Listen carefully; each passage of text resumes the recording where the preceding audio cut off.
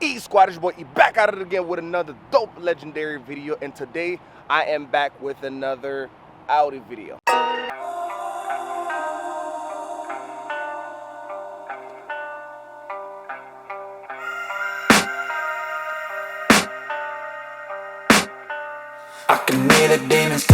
The purpose of this video is to help those of you who are looking to purchase an Audi A5, S5, or maybe RS5. Now I'm going to try to be as specific and as brief as possible to help you make up your mind if this Audi A5 is the best car for you. And for those of you who didn't know, this Audi came in the market recently, not too long ago. Surprisingly for some of you, this Audi came in the market in 2007. So by March 2007, you can start ordering your Audi A5 or S5.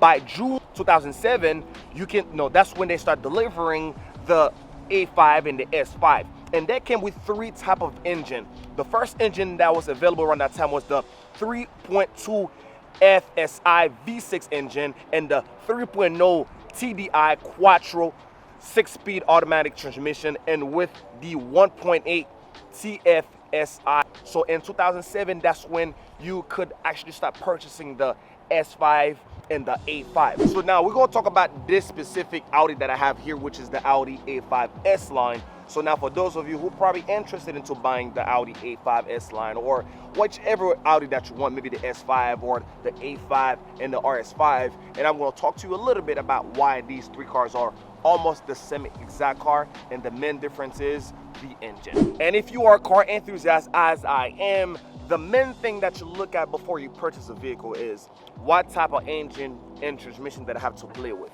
Maybe the third option, the second option probably going to be, the style and, the technology car comes with, if it's really going to feasible to your, your needs and things that you like or inspecting into a car.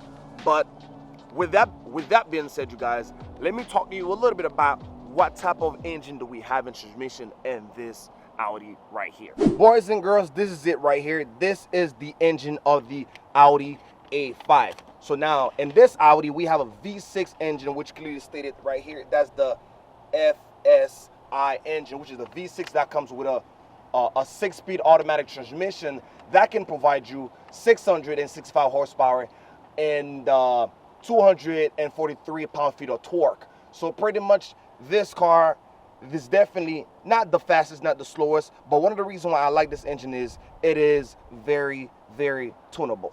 Before we dive into the technology and the feature that this car comes with, I know you're probably wondering exactly what type of fuel capacity or efficiency that I have in this car, due to the fact that gas price is going crazy right now. So for this car, it is an all-wheel drive, which is one of the most powerful engines. Some people may not like the fact that it's a all-wheel drive, and some people favorite the fact that it's an all-wheel drive. But nonetheless, you guys, the gas mileage is not really terrible because this car is a 3.2 liter engine, which is a V6 engine, and it gives you a 16 city and 27 highway, and it's really not terrible. It's not the best fuel, but for a V6, I can guarantee you that it gives you a decent gas mileage. Before we dive inside, I want to show you quickly how this car looked, and also I want to answer the question that I said I was going to answer for you guys, as far as why do the A5, S5, and the RS5s are pretty much the same exact car as far as the style.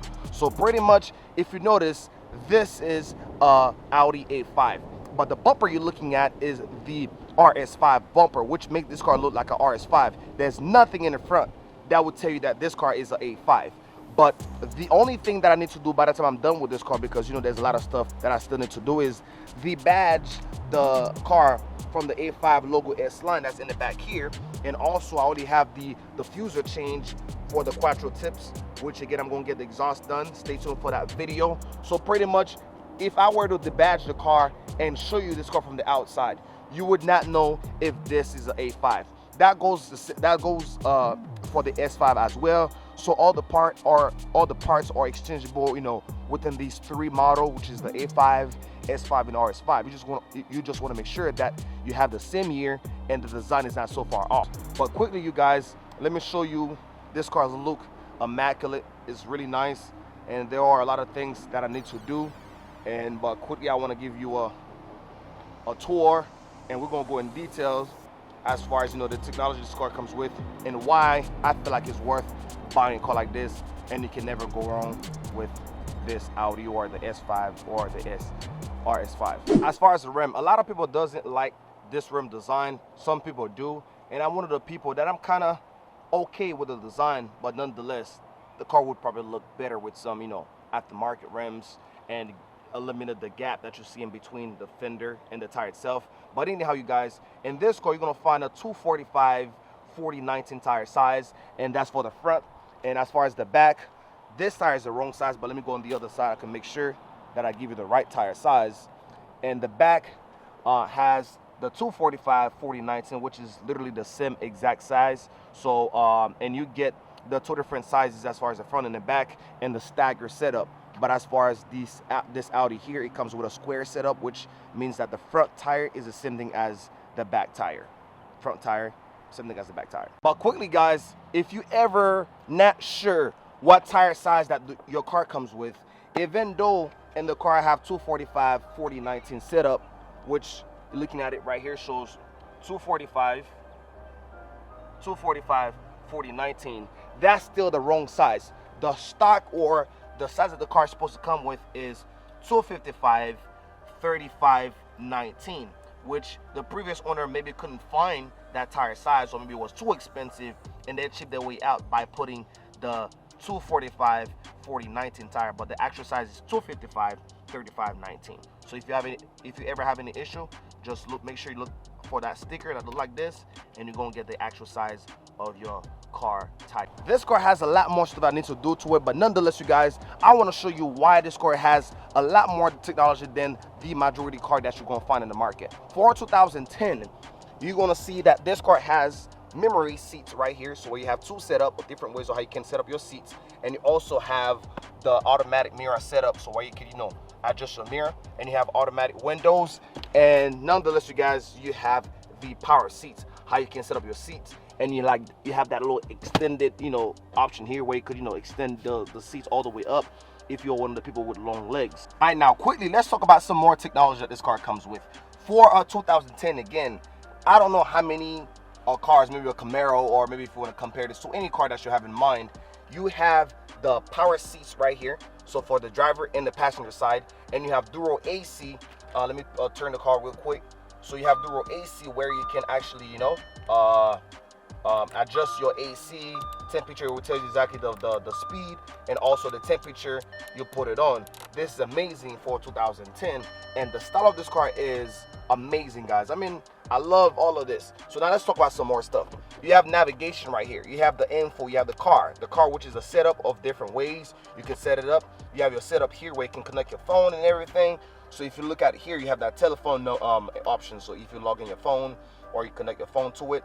But one downside of this Audi is you do not have the Bluetooth. You gotta connect your aux cable here, which I have the setup right here, so where you can connect the phone to the cable, but you do not have Bluetooth. I really don't like that, but hey, it is what it is.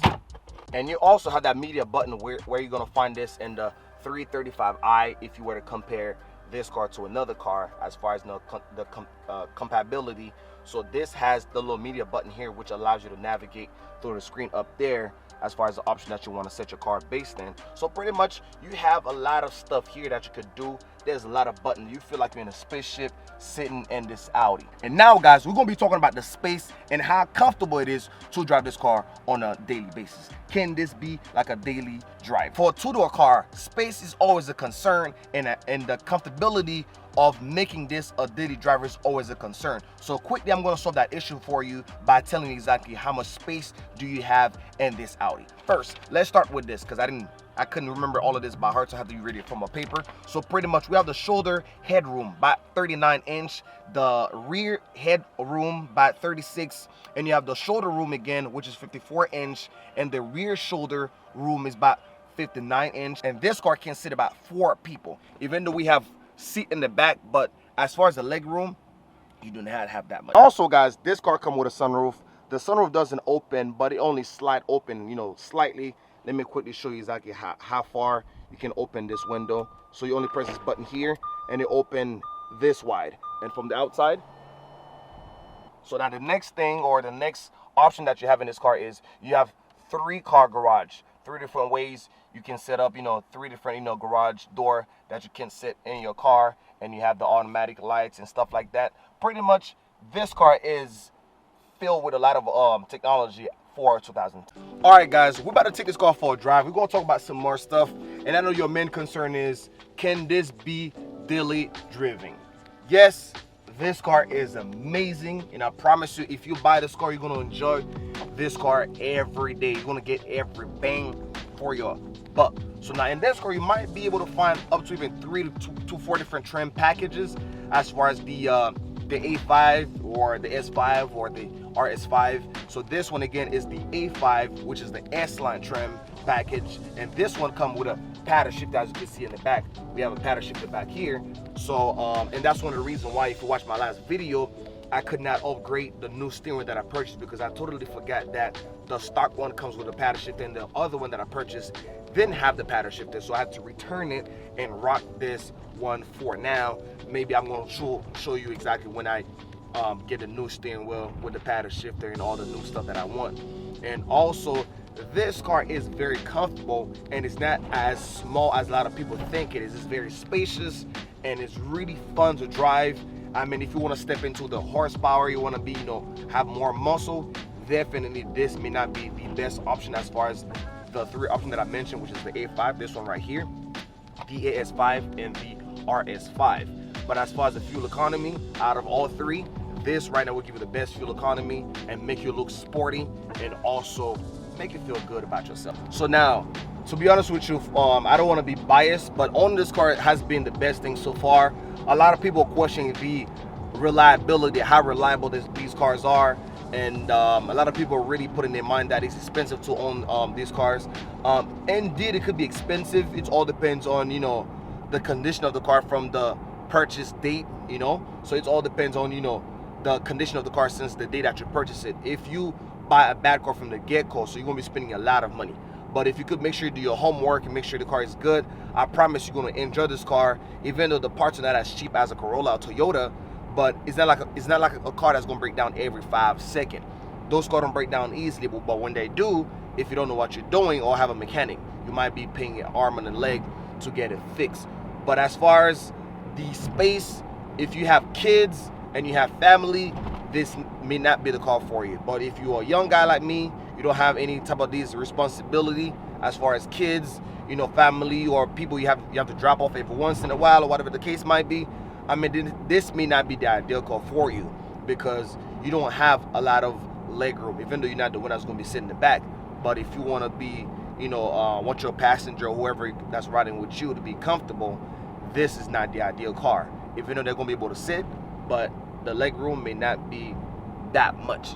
With that being said, ladies and gentlemen, this video coming to an end. Thank you for watching. If you reached to this point, I guess stay tuned, don't be stressed, stay blessed, and your boy's out. Look in my eyes.